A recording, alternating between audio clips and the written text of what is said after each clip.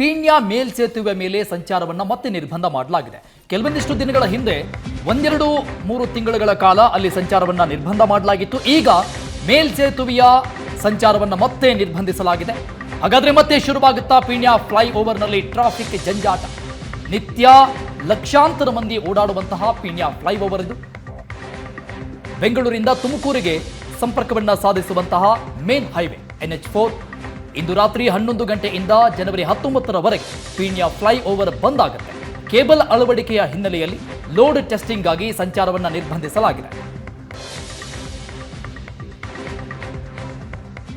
ರಾಜ್ಯದ ಹಲವು ಜಿಲ್ಲೆಗಳಿಂದ ರಾಜಧಾನಿ ಬೆಂಗಳೂರಿಗೆ ಸಂಪರ್ಕವನ್ನು ಕಲ್ಪಿಸುವಂತಹ ಪೀಣ್ಯ ಮೇಲ್ಸೇತುವೆ ಇಂದು ರಾತ್ರಿ 11 ಗಂಟೆಯಿಂದ 3 ದಿನಗಳ ಕಾಲ ಸಂಪೂರ್ಣವಾಗಿ ಬಂದ್ ಆಗಲಿದೆ. ಈಗಾಗಲೇ ಪೀಣ್ಯ ಮೇಲ್ಸೇತುವೆ ಮ್ಯಾಗ ಯಾವುದೇ ರೀತಿಯಾದಂತಹ ಹೆವಿ ವಾಹನಗಳ ಸಂಚಾರ ಇಲ್ಲ. ಯಾಕಂತ ಅಂದರೆ 1.5 ವರ್ಷಗಳ ಹಿಂದೆ ಈ ಒಂದು ಮೇಲ್ಸೇತುವೆಯಲ್ಲಿ ಲೋಪದೋಷಗಳು ಕಂಡು ಬಂದಾಗ ಇಲ್ಲಿ ಭಾರಿ ವಾಹನಗಳ ಸಂಚಾರಕ್ಕೆ ಈ ಒಂದು ಮೇಲ್ಸೇತುವೆ ಯೋಗ್ಯವಿಲ್ಲ ಅನ್ನುವಂತಾಗಿ ಪರಿಗಣಿಸಿ ಹೆವಿ ವಾಹನಗಳ ಒಂದು ಓಡಾಟವನ್ನು ಸಂಪೂರ್ಣವಾಗಿ ಬಂದ್ ಮಾಡಲಾಗಿತ್ತು. ಇದೀಗ 3 ದಿನಗಳ ಕಾಲ ಈ ಮೇಲ್ಸೇತುವೆ ಮೇಲೆ ಯಾವುದೇ ರೀತಿಯ 4 ವೀಲರ್ ಇರ್ಬೋದು, 2 ವೀಲರ್ ಇರ್ಬೋದು, ಜೊತೆಗೆ ಆಟೋ ಸಂಚಾರ, ಯಾವುದೇ ರೀತಿಯ ವಾಹನಗಳ ಸಂಚಾರವೂ ಕೂಡ ನಡೆಸೋ ಹಾಗಿಲ್ಲ ಅನ್ನುವಂತಹ ಮಾಹಿತಿಯನ್ನು ರಾಷ್ಟ್ರೀಯ ಹೆದ್ದಾರಿ ಪ್ರಾಧಿಕಾರ ನೀಡಿರ್ತಕ್ಕಂಥದ್ದು. ಕಾರಣ ಇಷ್ಟೇ, ಇಲ್ಲಿ ವಯಾಡಕ್ಟ್ಗಳ ನಡುವೆ ಬಂದಂತಹ ಸಮಸ್ಯೆ ಏನಿತ್ತು, ವಯಾಡಕ್ಟ್ಗಳ ಕೇಬಲ್ಗಳ ಒಂದು ಅಳವಡಿಕೆಯಲ್ಲಿ ಸಮಸ್ಯೆ ಕಂಡು ಬಂದಿತ್ತು. ಕೇಬಲ್ಗಳನ್ನು ರಿಪ್ಲೇಸ್ಮೆಂಟ್ ಮಾಡುವಂತಹ ನಿಟ್ಟಿನಲ್ಲಿ ಇಲ್ಲಿ 3 ದಿನಗಳ ಕಾಲ ಯಾವುದೇ ರೀತಿಯಾದಂಥ ವಾಹನ ಸಂಚಾರ ಇರೋದಿಲ್ಲ. ರಿಪ್ಲೇಸ್ಮೆಂಟ್ ಆದಂಥ ನಂತರ ಒಂದಷ್ಟು ಕಾಮಗಾರಿಗಳನ್ನು ಮುಗಿಸಿದ ನಂತರ ಮತ್ತೆ ಭಾರಿ ವಾಹನಗಳ ಸಂಚಾರಕ್ಕೆ ಯೋಗ್ಯವಾಗಿದೆಯಾ ಅನ್ನುವಂತಹ ಒಂದು ಟ್ರಯಲ್ ಟೆಸ್ಟ್ ಕೂಡ ನಡೆಸಲಾಗುತ್ತೆ. ನೀವು ಪೋಷಕರಾಗಲು ಕಾಯುತ್ತಿದ್ದೀರಾ? ಚಿಂತಿಸದಿರಿ. ಓಯಾಸಿಸ್ ಫರ್ಟಿಲಿಟಿ 90,000 ದಂಪತಿಗಳ ಜೀವನದಲ್ಲಿ ಸಂತೋಷವನ್ನು ತಂದಿದೆ. 7825893601ಗೆ ಕರೆ ಮಾಡಿ. ಅತ್ಯದ್ಭುತ ರಿಯಾಯಿತಿ ಪಡೆಯಿರಿ ಹಾಗೂ ಎಲ್ಲರಿಗೂ ಗುಡ್ ನ್ಯೂಸ್ ಕೊಡಿ.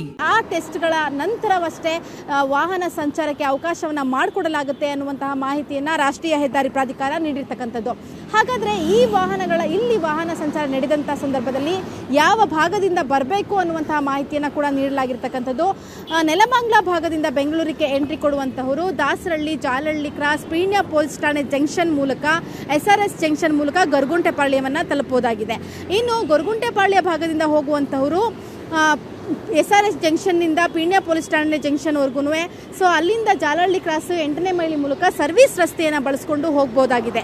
ಈಗಾಗಲೇ ಪೀಣ್ಯ ಮೇಲ್ಸೇತುವೆಯ ಒಂದು ಭಾಗದಲ್ಲಿ ಯಾವಾಗ ಹೆವಿ ವಾಹನಗಳ ಸಂಚಾರವನ್ನು ಬಂದ್ ಮಾಡಿದ್ರೋ ಆಗ್ಲಿಂದ ಸಿಕ್ಕಾಪಟ್ಟೆ ವಾಹನ ಸಂಚಾರ ಆಗಿ ಟ್ರಾಫಿಕ್ ಜಾಮ್ ಕೂಡ ಆಗ್ತಾ ಇತ್ತು.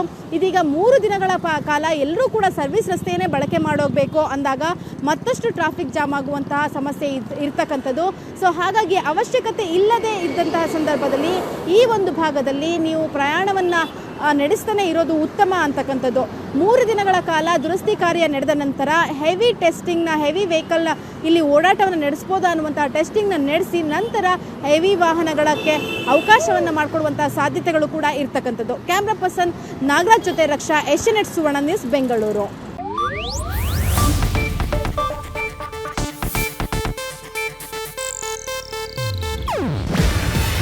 ಇದು ಏಷ್ಯಾನೆಟ್ ನ್ಯೂಸ್ ನೆಟ್ವರ್ಕ್ ಪ್ರಸ್ತುತಿ. ನೀವು ನೋಡ್ತಿದ್ದೀರಾ ಏಷ್ಯಾನೆಟ್ ಸುವರ್ಣ ನ್ಯೂಸ್.